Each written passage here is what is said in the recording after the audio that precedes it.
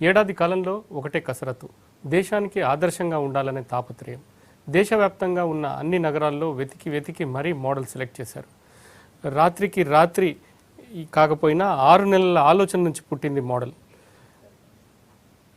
దేశంలోని బడా కంపెనీలు కూడా సాధ్యం కాని ఆటోమేటిక్ డిజైన్ ఫిక్స్ చేశారు. అంతే 4 నెలల్లో 1005 వాహనాలు రెడీ అయ్యాయి. ఒక్కో వాహనం ధర 4 లక్షలకు పైగానే. బడ్జెట్ 100 కోట్లు.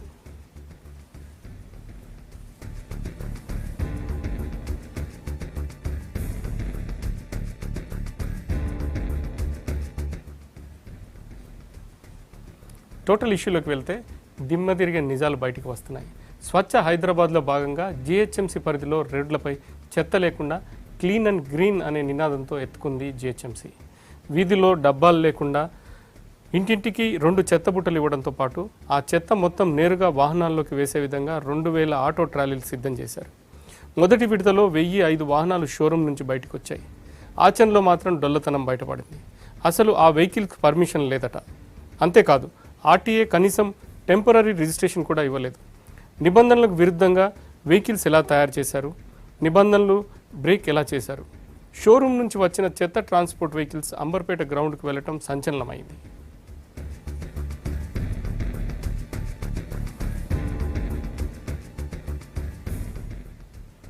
వెహికల్స్ తయారు చేయడంలో బల్దియా పాత బాస్ వ్యవహారం హాట్ టాపిక్ అయింది. ఇది ఒక కోణం మాత్రమే. లబ్ధిదారులు నష్టపోవడం మరో కోణం. ఒక్కో ఆటోకు ట్రాలీ కోసం 40 నుంచి 80 వేలు వసూలు చేశారు. వాహనాలు మాత్రం ఇంకా చేతికి రాలేదు. మిగతా మొత్తానికి బ్యాంక్ లోన్ కూడా రాలేదు. అంతేనా, అసలు ఆ వాహనాలకు రిజిస్ట్రేషన్ కష్టమని తెలియడంతో లబోదిబోమంటున్నారు లబ్ధిదారులు. ఇక ఈ ఇష్యూ ఎలా సాల్వ్ చేయాలనే ఆ విషయంలో తలలు పట్టుకుంటోంది జిహెచ్ఎంసీ. కొత్త కమిషనర్ జనార్దన్ రెడ్డి స్వయంగా రంగంలోకి దిగినా ఓ పట్టాన కొలికి రావడం లేదట. అసలుకే మోసం వచ్చేలా ఉండడంతో ప్రభుత్వానికి రంగంలో దించి పరిష్కారం కోసం ప్రయత్నాలు మొదలుపెట్టారు.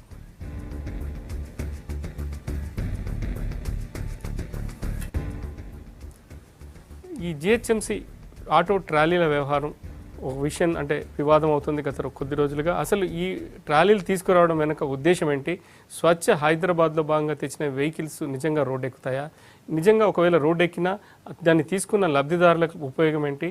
అదేవిధంగా ప్రజలు చెత్త వేయడంలో ఎలాంటి లాభం ఉంటుంది, దానివల్ల ప్రజలకు ఎంతవరకు ఉపయోగం, ఇట్లాంటి విషయాన్ని మనతో డిస్కస్ చేయడానికి స్టూడియోలో ఉన్నారు greater Hyderabad residents forum president M Srinivas గారు. నమస్తే అండి శ్రీనివాస్ సార్. ఈ ట్రాలీ వ్యవహారం మొదటి నుంచి స్వచ్ఛ హైదరాబాద్ అన్నది ఒకవైపు అంత ప్రజల నుంచి స్పందన లేకున్నా ప్రభుత్వం ముందుకు వచ్చేస్తుంది. నిజంగా ఒక మంచి కార్యక్రమం అని అందరూ అన్నా కూడా విషయం ఈ వెహికల్స్ పర్టికులర్గా ఈ విషయం వచ్చే వరకు కేవలం ఆదరాబాదరగా ఈ వ్యవహారాన్ని చేసినట్టుగా కనిపించింది. నిజంగా ఈ వెహికల్స్ వల్ల హైదరాబాద్లో స్వచ్ఛ హైదరాబాద్కి ఎంతవరకు లాభం? వాస్తవంగా ఇప్పటివరకు హైదరాబాద్లో రోడ్లని ఈరోజు ఊడ్చడంలో ఎంతైతే పర్ఫెక్ట్గా జరుగుతుందో చెత్త తీసుకుపోవడంలో ఆ రకమైన పరిస్థితి లేదు. ఈరోజు చెత్త ఇంటింటి తిరిగి తీసుకుపోవడంలో అనేక రకాల సమస్యలు వస్తున్నాయి. ఈ రోజున్న ట్రైసైకిల్స్ రిక్షాల ద్వారా కలెక్షన్ జరుగుతుంది, లేదా జనమే వెళ్ళి చెత్త కుండీల దగ్గరికి వెళ్ళి చెత్త వేసి వస్తున్నారు. ఆ రకంగా జరుగుతుంది. దీంట్లో కొంత ఇంప్రూవ్మెంట్ చేద్దాం, కొత్త పద్ధతిలో చేద్దాం అనే పద్ధతిలో ఈరోజు ప్రభుత్వం ఈ రకంగా ఆటో ట్రాలీస్ పెట్టి ఆటో ట్రాలీస్ ద్వారానే ఈ రకంగా చెత్త సేకరణ చేయడం అనేది, ఇది నాగ్పూర్లో ఇట్లాంటి ఒక స్కీమ్ తీసుకొచ్చారు, అక్కడ సక్సెస్ఫుల్ జరుగుతుంది కాబట్టి ఇక్కడ చేద్దామని చెప్పి అన్న. ఇట్లాంటి స్కీమ్స్ కొన్ని రాష్ట్రాల్లో కొన్ని నగరాల్లో అమలు జరుగుతున్నాయి. దాన్ని ఇక్కడ తీసుకొస్తామని చెప్పారు. వాస్తవంగా అట్లాంటి స్కీమ్ ఏవైనా వేగంగా ప్రజల దగ్గరికి వెళ్ళి ఆ చెత్త సేకరించి దాన్ని నిజంగా ఆ డంపింగ్ యార్డ్ తీసుకుపోయి ఒక సరైన సిస్టమ్ పూర్తి స్థాయిలో ప్లాన్ చేసి ఆలోచన చేస్తే వెల్ అండ్ గుడ్, మంచిదే. ఎందుకంటే నగరంలో ప్రజలు ఈ రోజు ఉన్నటువంటి సిస్టమ్ పూర్తిగా సంతృప్తి లేదు. మరింత బెటర్గా ఉండాలి, చెత్త రోడ్ల మీద ఉండడానికి ఎంత చికాకుగా ఉందో అవన్నీ పోవాలని కోరుకుంటున్నారు. కానీ ఇప్పుడు ఈరోజు ప్రభుత్వం చేసిన ఆలోచనలు, ప్రభుత్వం అనుసరిస్తున్న పద్ధతి ఇవన్నీ చూస్తే ఏంటంటే కొంత హడావుడిగా ఎన్నికలని దృష్టిలో పెట్టుకొని వీలైనంత త్వరగా దీన్ని ముందు తీసుకురావడం, ఎన్నికల ముందే మేము ఏదో ఒక చేసాం చూపించాం, ఒక పెద్ద అభివృద్ధి జరిగిపోతుంది అనే ఒక పెద్ద ఇది క్రియేట్ చేయాలనే ఆతృతతో ఈరోజు దీంట్లో కావాల్సిన జాగ్రత్తలు, పాటించాల్సిన పద్ధతులు, రూల్స్ని బ్రేక్ చేసి వెళ్ళిపోవడం లాంటి కార్యక్రమాలను చేసినట్టుగా కనిపిస్తుంది. అంటే ఇది మనం ప్రభుత్వం అంటే జిహెచ్ఎంసీ తరఫు నుంచి ఇది తొందరపాటు నిర్ణయం అనుకోవచ్చా? తప్పనిసరిగా. ఎందుకంటే మీరు ఇప్పుడు వెహికల్స్ని తీసుకొచ్చారు, వెహికల్ ఏ ఒక్క దగ్గర సరైన పద్ధతి పాటించిన పరిస్థితి లేదు. ఇప్పటికి అస్పష్టత, చాలా విషయాలు అస్పష్టత ఉంది.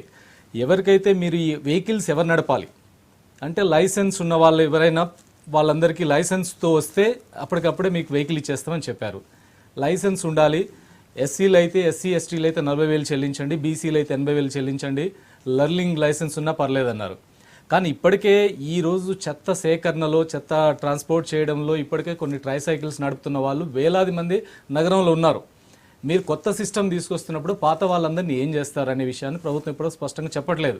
దాదాపు 10 నుంచి 15,000 మంది మా లెక్కల ప్రకారమే దీని మీద ఆధారపడి ఈ చెత్త సేకరించి ఇంటింటి తిరిగి సేకరించే వాళ్ళు కానీ, లేదా రిక్షాల ద్వారా సేకరించే వాళ్ళు, కుటుంబాలు భర్త భార్య అదే పని చేస్తున్న వాళ్ళు కానీ పెద్ద సంఖ్యలో ఉన్నారు. వాళ్ళని ఏం చేయబోతున్నారు? మీరు ఈ ఆటో రిక్షా తీసుకొచ్చి పెట్టిన తర్వాత వీళ్ళందరూ ఏమైపోతారు? ఇప్పటిదాకా ఒక 7-8 సంవత్సరాలు 10 ఏళ్ల నుంచి దీని మీద ఆధారపడ్డారు. దీని మీద అస్పష్టత ఈరోజు కూడా కొనసాగుతుంది. రెండోది, వీళ్ళు కట్టిన డబ్బుల తర్వాత మిగతా డబ్బులు ఎవరు కట్టాలి? వీళ్ళకు వెహికల్ ఎప్పుడు హ్యాండ్ ఓవర్ చేస్తారు? తర్వాత వీళ్ళకి ఆదాయ మార్గాలు ఏంటి?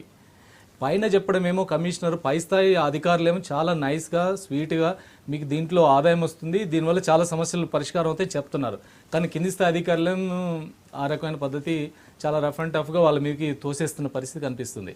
కాబట్టి ఈ చెత్త ఇప్పుడు ఇంటింటి నుంచి సేకరించి ఇదే ఆటో, ఈ వెహికలే దీన్ని తీసుకుపోయి ఎక్కడ వేయాలి? Dumping yard. ఇదే విషయం గురించి మనం మాట్లాడదాం. మాట్లాడే ముందు జిహెచ్ఎంసి దగ్గర నుంచి మా ప్రతినిధి ప్రభాకర్ లైన్లో ఉన్నారు. ప్రభాకర్, నిజంగా ఈ కొత్త ఆటో ట్రాలీని తీసుకొచ్చారు. ఇది నిజంగా రేపొద్దున చెత్త సేకరణలో ఎంతవరకు ఉపయోగపడుతుంది? ఆ వెహికల్స్ రోడ్డు మీదకి వచ్చే పరిస్థితి ఉందా?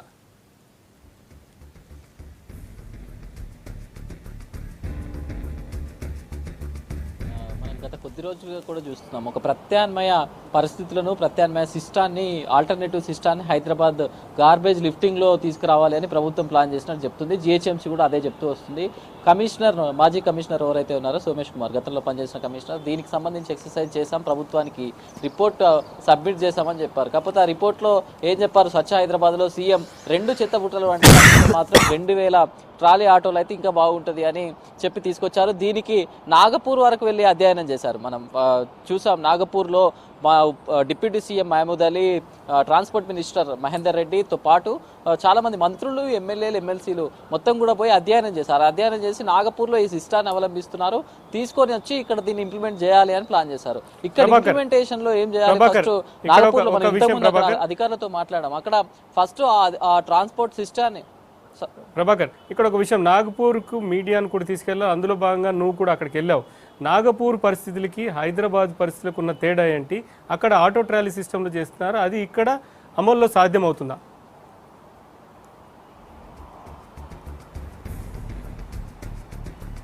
అంటే ఇక్కడ ఒక విషయం ఏంటంటే అక్కడ అదే మంత్రులు కూడా అదే అధ్యయనం చేశారు. అది అంతకు ముందు ఆటో ట్రాలింగ్ సిస్టమ్కు సంబంధించి వాళ్ళు ఎట్లాంటి ఎక్సర్సైజ్ చేశారు అనే దాని విషయం అక్కడ కమిషనర్ కానీ మంత్రులు కానీ ఎవరు కూడా దాన్ని డిస్కస్ చేయలేరు. అంటే ఆటో ట్రాలీ సిస్టాన్ని తీసుకుపోతున్నారు, ఎక్కడ తీసుకుపోతున్నారు?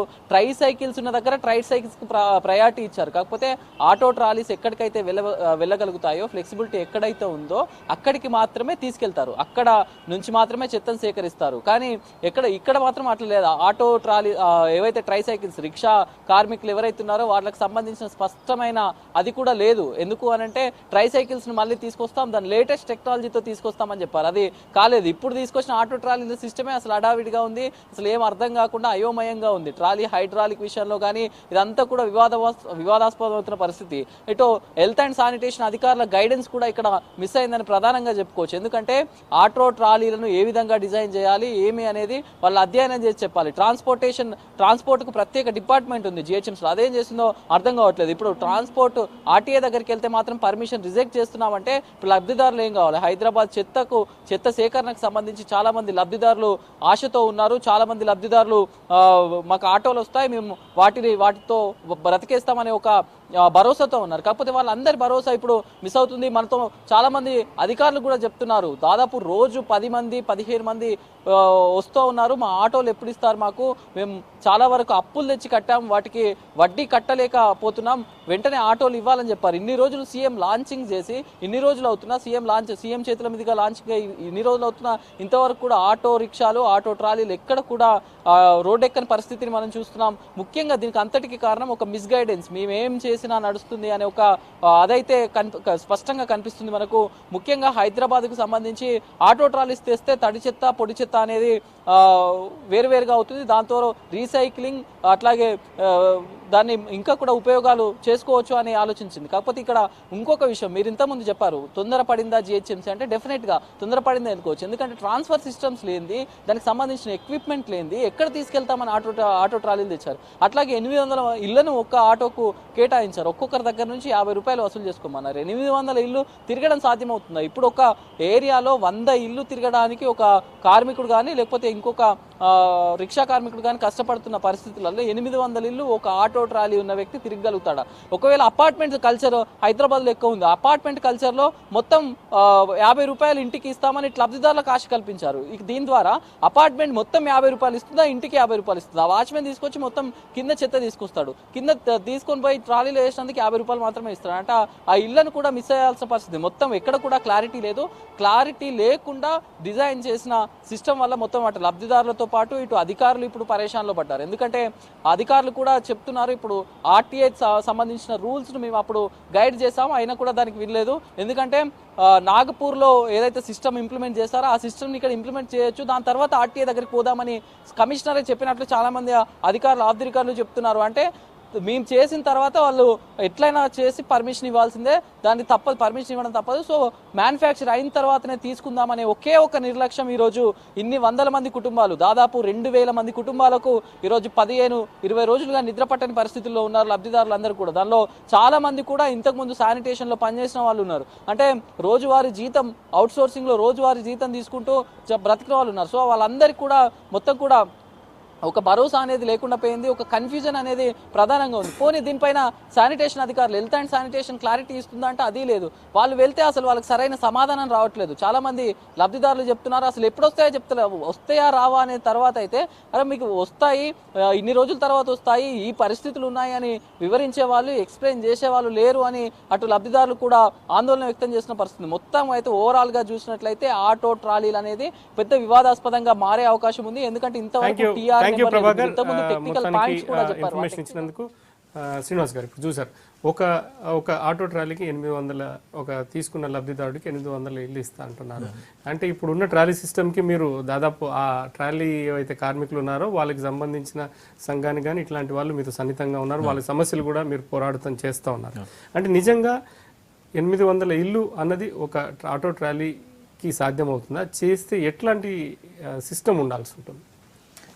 వాస్తవంగా ఇప్పుడు ప్రభుత్వం వైపు నుంచి జరిగిన ఒక దాంట్లో ఏంటంటే, ఇప్పుడు ఈ వెహికల్స్ అన్నీ కూడా మీరు వితౌట్ ట్రాన్స్పోర్ట్ ఆర్టీఏ అధికారులతో అనుమతి లేకుండా, పర్మిషన్ లేకుండా ఎందుకు తొందరపడి ప్రభుత్వం తీసుకొచ్చింది అనేది, లేదా జిహెచ్ఎంసీ బాధ్యులు ఉంటే వాళ్ళైనా సమాధానం చెప్పాలి. నవంబర్ 9 నాడు ముఖ్యమంత్రి గారి చేతుల మీదుగా వాళ్ళకి ఎవరికైతే డ్రైవర్లకు అందించారో ఈ రోజు కూడా వాళ్ళు రోడ్డు మీద తీసుకెళ్ళగలిగే పరిస్థితి లేదు. మీరు అందరు ప్రభుత్వం ప్రజలందరినీ రూల్స్ పాటించమని చెప్తూ ప్రభుత్వం ఎందుకు రూల్స్ పాటించలేదు? ఇప్పుడు మున్సిపల్ వర్కర్లు తమ జీతాలు పెంచమనంటే అన్యాయంగా కార్మిక చట్టాలు ఉల్లంఘించి వాళ్ళని తొలగించారు. ఇప్పుడు మీరు బాండ్ పేపర్ రాసిస్తేనే తీసుకుంటామని చెప్పి ఒత్తిడి చేశారు. ఇన్ని చెప్పినా మీరు రూల్స్ పాటించాలని తెలియదా? కనీసం ముందస్తుగా తీసుకోవాలని తెలియదా? దీనికి ప్రభుత్వం సమాధానం చెప్పాలి. రెండోది, ఈరోజు ఈ ఆటో వాళ్ళకి ఏంటంటే ఒక ఆశ, మీకు 800 ఇల్లు ఒక్కొక్క ఇంటి నుంచి 50 రూపాయలు వసూలు చేయమని చెప్తున్నారు. ఒక్కొక్క ఇంటి నుంచి 50 రూపాయలు ఈరోజు హైదరాబాద్లో అన్ని ఇండ్లు ఆ రకంగా పే చేయడం అసాధ్యం. ఈరోజు 15 రూపాయలు 20 రూపాయల వరకు జరుగుతుంది. ఎక్కడైనా కొన్ని ఏరియాలో 30 రూపాయలు కూడా జరిగిండొచ్చు. మరీ రిమోట్ ఏరియా కొన్ని ఎక్కడైనా ఒక దగ్గర 50 రూపాయలు ఇస్తే కూడా ఇవ్వచ్చు.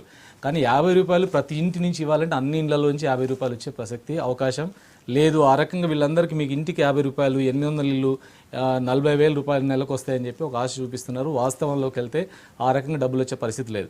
రెండోది, ఒకరోజు 800 ఇళ్ళని కవర్ చేయడం కూడా అసాధ్యమైన విషయం. 800 ఇళ్ళ దగ్గర నుంచి ప్రతిరోజు కలెక్ట్ చేయడం అనేది జరిగేది కాదు. రెండోది ఏంటంటే, ఈయన కలెక్ట్ చేసుకొని ఈ మొత్తం చెత్తని మొత్తాన్ని తీసుకెళ్ళాలి. ఎక్కడికి తీసుకెళ్ళాలి, ఏ పాయింట్లో వేయాలి? ఇప్పటికీ హైదరాబాద్లో ఉన్న ప్రాబ్లం ఏంటంటే, చెత్త రిక్షా వాళ్ళు తీసుకెళ్ళిన దాన్ని ఎక్కడ వేయాలనే దగ్గర అనేకమైన తగాదాలు మేము ముషిరాబాద్ ఏరియాలో చూస్తున్నాం. ఏ దగ్గర ముషిరాబాద్ ఆర్టీసీ డిపో దగ్గర ఒక ఓపెన్ ప్లేస్ ఉంటే అక్కడ వేస్తుంటే నిరంతరం తగాదాలు, ఆర్టీసీ అధికారులతో తగాదాలు, విఎస్టీ కంపెనీతో తగాదాలు, ఇటు వస్తే అక్కడ ఉన్న రెసిడెన్షియల్ కొంచెం దూరంగా ఉన్న రెసిడెన్షియల్ హౌసెస్ వాళ్ళతో తగాదా. ఎక్కడ వేయాలనే దాంట్లో ఈరోజు నిర్దిష్టంగా లేదు. చెత్త కుండీలో వేయడానికి సరిపడే పరిస్థితి ఉండదు. కాబట్టి ఇంటర్మీడియట్ పాయింట్స్ ఎక్కడైతే ఇప్పుడు నిజంగా ఈ వెహికల్స్ మీకు ఇచ్చాం కాబట్టి డైరెక్ట్ మీరు డంపింగ్ యార్డ్కి తీసుకుపోమని చెప్తారా? డంపింగ్ యార్డ్కి తీసుకుపోమని అంటే జవహర్ నగర్కి వెళ్ళాలి. జవహర్ నగర్ అంటే దాదాపు నగరం మధ్యలోంచి తీస్తే ఒక 40 కిలోమీటర్స్ వస్తుంది. 40 కిలోమీటర్ల దూరం తీసుకుపోయి వేసి మళ్ళీ వచ్చి మళ్ళీ ట్రిప్ వెళ్ళగలడా? ఎక్కడ వేస్తారనే దాంట్లో కూడా క్లారిటీ, గతంలో సమస్యలు ఉన్నాయి, ఇప్పుడు ఇంకా సమస్య పెరిగేదానికి అవకాశం ఉంది. అందుకనే ఒక ఆటో ట్రాలీ 800 ఇళ్ళని ఒక రోజు కవర్ చేయడం అనేది ఇంపాసిబుల్. ప్రతిరోజు చెత్త తీసుకెళ్లాల్సిందే. నేను 3 రోజులకు ఒకసారి తీసుకెళ్తా, 4 రోజులకు ఒకసారి తీసుకెళ్తా అంటే ఆ రకంగా ఇళ్లలో అన్ని రోజులు ఈ తడి చెత్తను పెట్టుకోను. పొడి చెత్త ఉండొచ్చు, కానీ తడి చెత్తను అంతా ఒక రోజుకి మించి పెట్టుకోవడానికి అక్కడ కంపులు వేసిపోద్ది. అందుకని ఆ రకంగా పెట్టుకునే అవకాశం లేదు. కాబట్టి 800 ఇళ్ళని ఎలా కవర్ చేస్తారనేది ఒక అంశం. ఇప్పుడు వరంగల్లో కూడా ఇలాంటి ప్రయోగం జరుగుతుంది. అంటే అక్కడ ఇంటింటికి ఒక ప్రైవేట్ కంపెనీ, ఐటీసీ కంపెనీకి అప్పచెప్పారు. ఐటీసీ కంపెనీ మొత్తం తీసుకుపోమన్నారు. వాళ్ళు ఏం చేస్తున్నారు, ఉదయం పొడి చెత్త, సాయంత్రం తడి చెత్త, లేదా ఉదయం తడి చెత్త, సాయంత్రం పొడి చెత్త తీసుకుపోయి సిస్టమ్ మీద పెట్టుకున్నారు. సార్ అది కూడా వర్కౌట్ కావట్లేదు, మళ్ళీ మార్చేశారు. ఏమైనా ఈరోజు 800 ఇళ్ళని కవర్ చేయడం, ఒకే ఆటో తీసుకుపోవడం జరిగే పాయింట్ అది అవకాశం చాలా తక్కువ. ఆ రకంగా చూసినప్పుడు ఏంటంటే మీరు ఎక్కడికి తీసుకెళ్లాలనే దాన్ని నిర్దిష్టంగా వాళ్ళకి చెప్పాల్సినటువంటి అవసరం ఉంది. ఆ రకంగా అన్ని వర్కౌట్ జరగాలి. కానీ ఇప్పుడు జరుగుతుంది ఏంటంటే పూర్తిగా దీని మీద ప్లాన్ జరిగి ఆ రకంగా వాళ్ళందరికీ కావాల్సిన సరైన మార్గం చూపించే పద్ధతిలో ఇది జరగకుండానే త్వరగా జరిగిపోవాలి, త్వరగా ఇది ప్రవేశపెట్టాలి, రోడ్ల మీదకి వెళ్ళాలి, ఏదో డెవలప్మెంట్ జరుగుతున్నట్టు కనిపించాలనే ఒక ఆతృత ఇందులో ప్రభుత్వం అధికారుల నుంచి ఉంది తప్ప అది పూర్తి స్థాయి అధ్యయనం చేసి ఒక సరైన సిస్టంలో జరుగుతున్న పరిస్థితి లేదు. ఇప్పుడు ఈ చెత్త తీయడం అనేది, చెత్త లేకుండా చేయడం అనేది, సమస్య పరిష్కారం అనేది ఇది నిరంతరం ఉండే సమస్య, ఇది ప్రతిరోజు ఉండే సమస్య. ఇది ఎప్పుడు ఇది అంటే ఒక శాశ్వతమైన పరిష్కారం ఉండాలి, ఒక శాస్త్రీయమైన పరిష్కారం ఉండాలి, ఒక సరైన పద్ధతి ఉండాలి.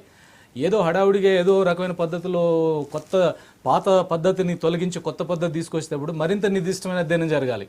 ఇప్పుడు పాత పద్ధతి ఈరోజు కొంతమంది రిక్షా కార్మికులు దాని మీద బతుకుతున్నారు, వాళ్ళంతా గందరగోళంలో ఉన్నారు. అంటే ఇప్పుడు రిక్షా కార్మికుల గురించి కూడా చెప్పారు. చాలా మటుకు రిక్షా కార్మికులు ఒక ఇంటి నుంచి చెత్త సేకరించినప్పుడు తీసుకెళ్లిన తర్వాత ఖచ్చితంగా అందులో ప్లాస్టిక్, మిగతాయి బాటిల్స్ ఇట్లాంటివన్నిటి కూడా వాళ్ళు వేరు చేసి దాన్ని డస్ట్బిన్లో వేస్తారు, ఆ దగ్గర ఉన్న డస్ట్బిన్లో. కానీ అట్లాంటి పరిస్థితి ఇక్కడ తడి చెత్త, పొడి చెత్త అన్నది సెగ్రిగేషన్ చాలా మటుకు రిక్షా కార్మికులు చేస్తున్నారు. కానీ అదే పరిస్థితి వీళ్ళు చేసే పరిస్థితి ఉందా? రెండోది, రిక్షా ఏదైతే ఆటో ట్రాలీలు ఉన్నారో చెత్త కలెక్షన్ చేసుకుంటుంటే ఆ తీసుకున్న డ్రైవరు ఖచ్చితంగా ఇంటికి వెళ్ళి చెత్త తీసుకొని అతను ట్రాలీలో వేసుకునే పరిస్థితి ఉంటుందా? అదే ఇప్పుడు ఈ ఆటో నడిపే డ్రైవర్, అతను ఓనర్, అతను ఆ రకమైన పద్ధతులు ఇంటింటిని చెత్త తీసుకొచ్చేంత పరిస్థితి ఉండకపోవచ్చు. ఇప్పుడు ఇతనితో పాటు మరికొంతమంది హెల్పర్ని పెట్టుకుంటే తప్ప ఇది ఈ రకమైన పని జరిగే పరిస్థితి లేదు. ఎవరిని పెట్టుకుంటారు హెల్పర్? అంటే గతంలో ఇదే పని చేస్తున్న వాళ్ళని వీళ్ళకి తోడుగా చేస్తారా? వాస్తవంగా చెప్పాలంటే దాంట్లో అతనికి ఎంత, ఇతనికి వచ్చే ఆదాయం ఎంత, దీంట్లో ఇంకొకరిని పెట్టుకుంటే అతనికి ఇందులో వాటా ఇవ్వగలుగుతాడా? ఇవన్నీ వర్కౌట్ అయ్యే అవకాశం ఉందా? ఆ రకంగా ఆదాయం, ఆ వనరులు వచ్చే అవకాశం ఉందా? ఇవన్నీ కూడా రేపు ఆచరణలో వస్తే తప్ప మనకు అర్థం కాని పరిస్థితి. ఇందాక మీరు మాట్లాడుతూ చెప్పారు ఎస్టీ అంటే ఎస్సీ ఎస్టీల నుంచి లబ్ధిదారుని 40,000, అదేవిధంగా బీసీ వాళ్ళకి 80,000 తీసుకున్నా ఉన్నారు. మిగతా డబ్బు అంతా జిహెచ్ఎంసీ కడుతుందన్న. కడుతున్నప్పుడు రేపు పొద్దున జిహెచ్ఎంసీ ఒకవేళ కట్టడంలో డిఫాల్ట్ జరిగినా లేకుంటే ఇంకే కారణం వల్ల ఖచ్చితంగా లోన్ ఇచ్చిన బ్యాంక్ కావచ్చు, ఇంకోటి కావచ్చు, దాన్ని జప్తు చేసుకునే పరిస్థితి ఉంది. అప్పుడు వీళ్ళ పరిస్థితి ఏంటి? దాని మీద ప్రాథమికంగా ఏమన్నా ఒక గ్రౌండ్ లెవెల్ సర్వే ఏమన్నా జరిగిందా? అదే ఇప్పుడు చెప్తుంది పైన అధికారులు మాత్రం మేము మిగతా అమౌంట్ అంతా మేమే పే చేస్తాం, బ్యాంక్ లోన్ ఏదైతే ఉందో మిగతా పే చేస్తామని చెప్తున్నారు. కానీ కింది స్థాయి అధికారులు చెప్పేదంటే లేదు, అలాంటిది ఏం లేదు, మీరే కట్టుకోవాల్సి వస్తుందని చెప్పి ఇప్పుడు ఎవరికైతే వాహనాలు ఇస్తున్నారో వాళ్ళకి చెప్తున్నట్టు అనమాట. అంటే మేమే కట్టేస్తామని ఒకవైపు బయటికి ఇప్పుడు పబ్లిక్ అనౌన్స్ చేస్తారు కాబట్టి కట్టాల్సి వస్తుంది, జిహెచ్ఎంసీ కడుతుందని అనుకుంటున్నాం. జిహెచ్ఎంసీ కట్టి మీకు ఆ వెహికల్ భవిష్యత్తులో మీకు హ్యాండ్ ఓవర్ చేస్తామంటున్నారు. కానీ ఇప్పటివరకు జిహెచ్ఎంసీ ప్రవేశపెట్టిన ఈ స్కీమ్స్ ఏవైతే బయటికి చెప్పినంత అందంగా లేదా చెప్తున్నంత ప్రయోజనకరంగా బయటికి కనపడలేదు. ఇప్పుడు డ్రైవర్ కమ్ ఓనర్ అని చెప్పి జిహెచ్ఎంసీ కార్లు కొని ఆ రకంగా అలాట్ చేసిన పద్ధతి ఉంది. దాంట్లో భారీగా మీకు జిహెచ్ఎంసీలోనే మీరు వెహికల్ పెట్టండి, ఆ రకంగా మీరు ఆదాయం పొందండి అని పెట్టారు. కానీ ఆ వాహనాలు తీసుకున్న వాళ్ళు ఈరోజు ఎవరు సంతోషంగా లేరు. ఆ రకంగా వీళ్ళు చెప్తున్నంత ప్రయోజనకరంగా అంత లబ్ధి చేకూరే పద్ధతి. అంటే ఇక్కడ ఒక టెక్నికల్ ఇష్యూ వస్తుంది. మిగతా డబ్బులు మొత్తం జిహెచ్ఎంసీ కడుతుంది, 70,000 లేదా 80,000 లబ్ధిదారుడు కట్టాలి. బ్యాంక్ లోన్ ఎవరి పేరు మీద ఉంటుంది, ఓనర్షిప్ ఎవరి పేరు మీద ఉంటుంది అన్న దాని మీద క్లారిటీ ఏమైనా ఉందా? ఎందుకంటే రేపు పొద్దున కాంట్రవర్సీ వచ్చి బ్యాంకులు జప్తు చేయాల్సిన పరిస్థితి ఉంటే అప్పుడు ఎట్లా ఉంటుందన్న దాని మీద ఇప్పుడు చెప్పడం అయితే మీకే వాహనం ఇస్తాం అని చెప్తుంది జిహెచ్ఎంసీ. మీకు ఈ వాహనం ఇస్తున్నాం, మిగతా ఇప్పుడు మీరు ఎంతైతే అమౌంట్ కూడా మిగతాదంతా కూడా గవర్నమెంటే జిహెచ్ఎంసీ పే చేస్తుంది. ఆ రకంగా మీరు కొంతకాలం నడిపిన తర్వాత ఈ వాహనం మీదే అవుతుంది అంటే వాస్తవంగా ఆ వాహనం ద్వారా ఏంటంటే ఇదే పని చేయడం తప్ప అది ఇంకా వేరే పని చేయడానికి ఏం పనికొచ్చే వాహనం ఏం కాదు. అది రెండోది చెత్త పని చేస్తున్న వాహనం ఎక్కువ కాలం ఇది నిలబడడం కూడా కష్టం, సస్టైన్ కావడం కూడా కష్టం. ఎందుకంటే వాడుతున్న తీరుని బట్టి కూడా అది తొందరగా దెబ్బతినే అవకాశం కూడా ఉంటుంది. కాబట్టి ఇప్పుడు చెప్పే మాట అయితే ప్రభుత్వం చెప్పడం కానీ జిహెచ్ఎంసీ చెప్పడం ఇది మీకే అప్పచెప్పేస్తా, మీరే ఓనర్షిప్ అని చెప్తుంది. అదే రేపు ఎలా ఉంటుందో చూడాలి. ప్రస్తుతం మాత్రం ప్రభుత్వం చెప్తుందని మనం నమ్మాల్సిందే. కానీ ఈ చెత్త సేకరణ, ఈ ట్రాన్స్ఫర్ చేయడం, డంపింగ్ యార్డ్లకు సంబంధించిన దాంట్లో స్వచ్ఛ హైదరాబాద్ కార్యక్రమం మే 16 నుంచి మే 20 వరకు 5 రోజుల పాటు హైదరాబాద్లో చాలా ఘనంగా జరిగింది. 5 రోజుల పాటు జరిగిన దాంట్లో నుంచే మేము ఇలాంటి కొత్త సిస్టమ్స్ అని తీసుకురావడం ద్వారా హైదరాబాద్లో ఇక పారిశుద్ధ్య సమస్య పూర్తిగా పరిష్కారం అవుతుంది, స్వచ్ఛమైన హైదరాబాద్గా మారుతుందని చెప్పి చాలా గట్టిగా చెప్పారు. కానీ ఇది ఒక రకంగా చెప్పాలంటే 5 రోజులు జరగదు, దీన్ని దీర్ఘకాలికమైన ప్రయత్నం చేయాలన్నా. కానీ జరుగుతున్న అన్ని ప్రతిదీ కూడా హడావుడిగానే జరుగుతుంది తప్ప ఆలోచన జరుగుతున్న పరిస్థితి. స్వచ్ఛ హైదరాబాద్ కార్యక్రమాన్ని ఘనంగా జరుగుతుంది అనుకున్నాం. ముఖ్యంగా ఇవాళ ఏదైతే మంచి లక్ష్యంతో చెత్త సేకరణ కోసం తెచ్చిన ట్రాలీ ఆటోలు చెత్తగా వివాదంలోకి కూరుకుపోయింది అన్నది ఇక్కడ స్పష్టంగా కనబడుతుంది. ఇది 5 PM special discussion. Keep watching V6 news as it is.